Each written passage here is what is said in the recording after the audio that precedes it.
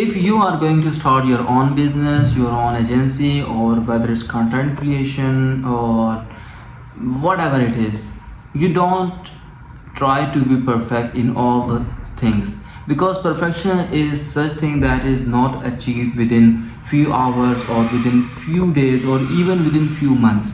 So don't move towards perfection. If you have any product, whether it's digital or whatever it is, you just start selling it, or you just start making content, no matter how the editing is. So it doesn't matter, you just have to start. As you start, you learn from your mistakes. Like, if you are doing something, this is better than doing nothing.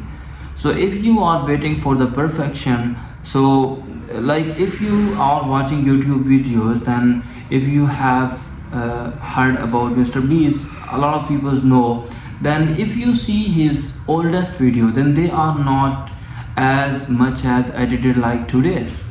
So today they have a complete team, so now they are moving towards the perfection.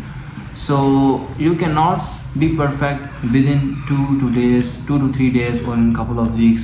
So don't move toward perfection, just start making content, just start your business.